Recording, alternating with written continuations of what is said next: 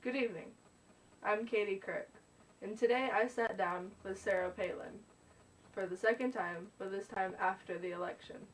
We talked about voting. Here's what she has to say. Hello, Sarah. Hi, Katie. How are you? I'm great. How are you? I'm great. It's great to be here on your show, and I'm just so thrilled that you had me here. Well, you're very welcome. So, Well, thank you. today we're going to talk about voting. Okay? What do you know about voting? Well, I know voting is something that in America doesn't happen for me, and actually a lot of it happens for Barack Obama, which is why he's the president right now, and not John McCain and I.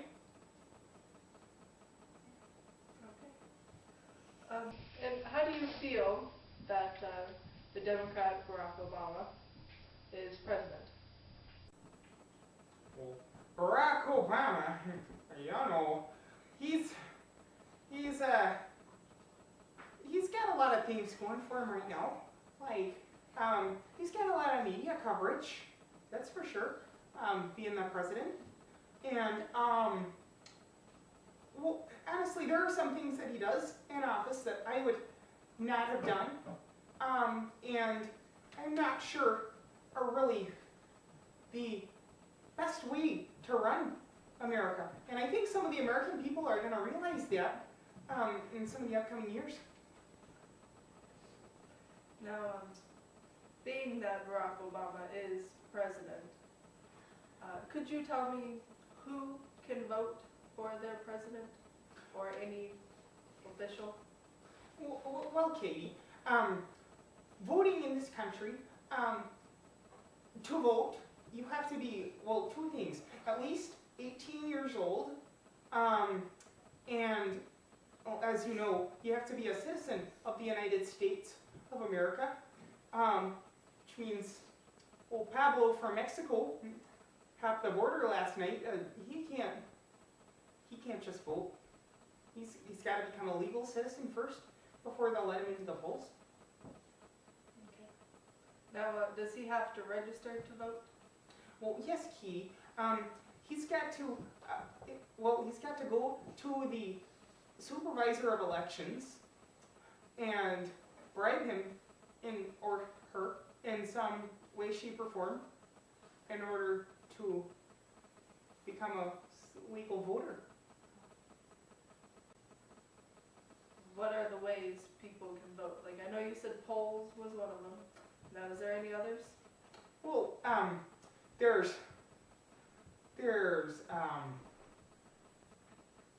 Katie, there's lots of ways to vote.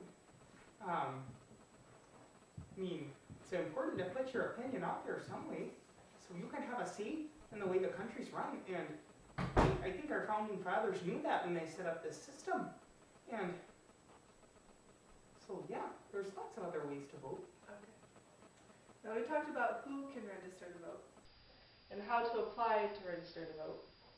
And let me expand on that point. Yes. Also, after bribing the supervisor of elections, he'll give you a sheet to fill out, and Pablo will have to prove that he gained citizenship, and then he will actually be able to vote.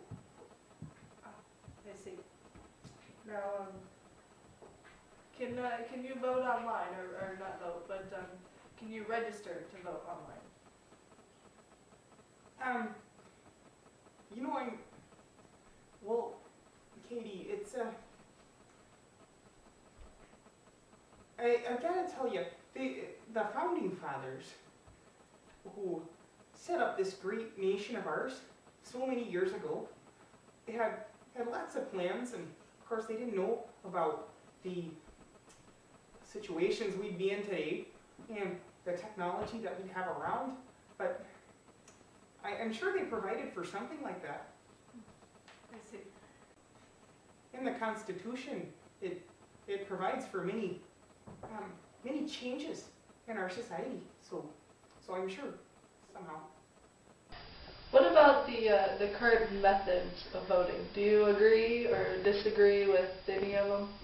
Well, Katie, I would like to think that voting in this country should be done by different methods, and I would like to say that the voting in this country and the methods by which this is accomplished, they're very agreeable to some people, especially Democrats.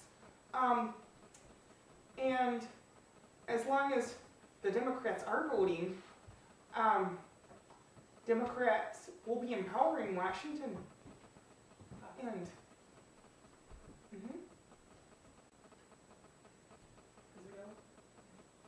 Now, yes, I know that you said Barack Obama, he being a Democrat. What do you really think, since you're not on the Democratic side? well, you mean what do I think about Democrats? Yeah. Well, I think sometimes, Katie, Democrats can be bad for America. Well, you see, when God created the world, He created Adam and Eve, not Joe Biden and Hillary Clinton.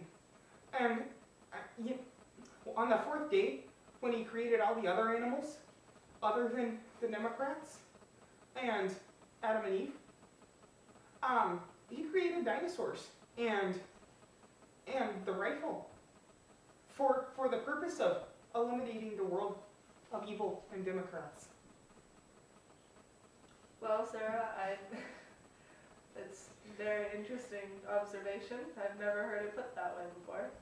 Well, that's because you haven't been to church in a long time, Katie, have you? Let me tell you about Barack Obama's church. Barack Obama has been going for 20 years to a church run by a black supremacist named Jeremiah Wright. Really? And absolutely, I'm sure you've heard this all over the news before. Oh, no, definitely not. Oh, you haven't? No. Well, that's because you're a very liberal station, CBS. Yeah. Yeah, liberal media, I'm telling you. Gotcha. So tell me about this church. Well, this church is, well, it was not a good church, in my opinion. I just don't think that kind of a place is acceptable. And also to William Ayers. Running last year with John McCain, I know it wasn't very, very successful. Are you planning on running in 2012? Well, Katie, I think if I do run in 2012, the topics that John McCain and I had covered were very relevant topics because, John McCain and I, we're just a couple of mavericks. And I think that maverick attitude should be carried on throughout the campaign in the following years.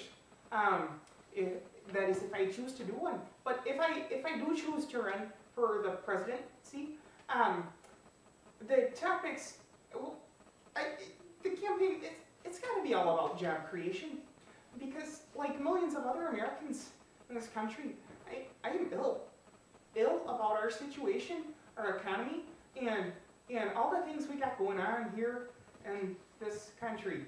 Yeah, and I think it's important to limit spending, rein in spending, and to rein in spending to shore up our economy, because for jobs to be created, we've got to shore up our economy, and to do that, we've got to rein in spending. And I think that's what John McCain and I had tried to cover in the last election, and that's what I will cover in the next election if I choose to run. And all of that under the umbrella of job creation. I see. Well, Sarah, thank you for coming on the show today. Well, thanks for having me, Katie. And just because I need to tell you, Tad and I were talking about it, and we would like it if someday you might come over to our house in Alaska and maybe go hunting with us. and we could go about in our helicopter and we could shoot some moose, and then we could come back to the house because we have an extra snowmobile, so it wouldn't be a problem. We could come back to the house and it could show you how to make moose chili so that you can make it for your kids sometime, because I'm telling you, it's delicious. I've heard that you guys go hunting for moose a lot. Now, I've also heard that this moose chili is just deliciously to die for. Well, it's absolutely delicious, Katie. You're right to think that. Also too, when you're up in the helicopter, you can see lots of wolves, and the wolves, although they might not be as delicious as the moose, can also be used for coats and rugs. Yeah, but actually, I almost wore a wolf fur coat today because it's a bit chilly here. But I'm sure it's not as cold here as it is in Alaska. oh, it's not anywhere near as cold here as it is in Alaska. Alaska's very cold. But anyway, I was gonna say that coat, which has gotten me through many winters, very warm and cozy. I didn't wear it though because evidently there's been too much controversy with PETA and other special interest groups, because you know how that is. Yes, yes. Well, if we go hunting in your, what is it, a helicopter? Absolutely, there's no better way to hunt than from a helicopter. And what's the plural for moose again? Mooses? Okay. Because I never really could figure that out. That's where you gotta come to Alaska. Yes. It's the best state in the Union. Well, we won't be telling any PETA people about hunting in Alaska for moose. That's right. That's right, you won't, because they'll want to come along too and we won't let